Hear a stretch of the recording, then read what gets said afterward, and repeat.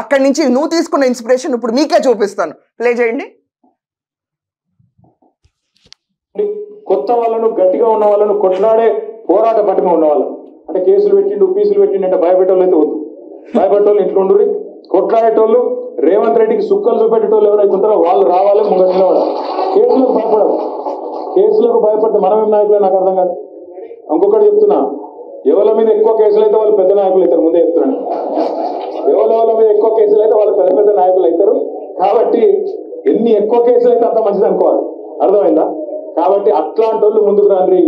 పోయింది అధికారం మాత్రమే, పోరాట పటిమ కాదు. తప్పకుండా కాంగ్రెస్ ప్రభుత్వం. ఏం స్క్రిప్ట్ సార్ ఇది? ఏపీ స్టేట్లో ఏ స్క్రిప్ట్ రన్ అయితే చీ వీళ్ళకి పరిపాలనే రాదు, చీ వీళ్ళు యునైటెడ్ ఆంధ్రప్రదేశ్కి ఏం చేయలేదు, చీ వీళ్ళు పీకిందంటూ ఏం లేదు, కానీ చేసిందంతా మేమే, మా రెలెంలోనే జరిగింది అనుకున్న మీరు చిన్న చిన్న స్క్రిప్ట్స్ కూడా కాపీ కొడుతున్నారు ఆంధ్రప్రదేశ్ నుంచి.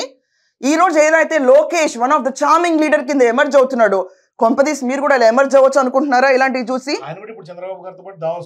ఇప్పుడు ఈ సో కాల్డ్ కేటీ రామారావు గారి విషయంలోకి వద్దాం. మీరు ఫుల్ పవర్లో ఉన్నప్పుడు మనీ లాండరింగ్ కేస్ ఫార్ములా ఈలో అరవింద్ కుమార్ ఐఏఎస్, దాని తర్వాత బిఎల్ఎన్ రెడ్డి, ఎవరన్నా ప్రపంచంలో ఇంత గర్వకారణమైన పని చేస్తామని చెప్పుకోవడానికి చాలా ఇష్టపడతారు, కానీ A1 A2 A3గా ఉన్నాం ఏదో కేసులో అని చెప్పడానికి ఎవరో ఇష్టపడరు. For that matter, not you, even a common man will hate himself to be called as an A1 A2 or A3. కానీ ఈ రోజు మన కేటీఆర్ విషయంలో చూస్తే ఆయన ఏమంటున్నారంటే ఎన్ని కేసులు పెట్టినా వెనక్కి జరగకూడదు సార్, మీ రెలెంలో ఉన్న ఐఏఎస్లనే కాపాడుకోలేని సిచ్యువేషన్లో మీరున్నారు. రెండోది కేసులకు భయపడకూడదు అంటున్నారు. మీరే భయపడ్డారు కదా మొన్న సుప్రీం కోర్టుకి వెళ్ళి రిక్వెస్ట్, ఎంట్రీ క్యాన్సిలేషన్లు, quash petitions, I don't know what are all those things. Was it a drama? భయపడలేదా? రిలీఫ్ కోసం వెళ్ళలేదా? అండ్ మీరే రిలీఫ్ కోసం శరణార్థ హృదయంతో న్యాయస్థానాన్ని అపీల్ అయినప్పుడు కామన్ మ్యాన్ భయపడద్దని మీరెలా ప్రచారం చేస్తారు? అండ్ ఈ రోజున్న పొజిషన్లో the party leader KCR is not even in coming a verdict on any issue, be it your issue, your sister issue, or even Congress oppose చేయడానికి కూడా KCR రానప్పుడు వీళ్ళందరికీ ధైర్యం ఎలా నిండుతుంది? భయపడుతున్నారేమో అన్న సూచనలు బయటకు వెళ్తున్నాయని మీరు అనుకోవట్లేదా? ఖచ్చితంగా వెళ్తున్నాయి.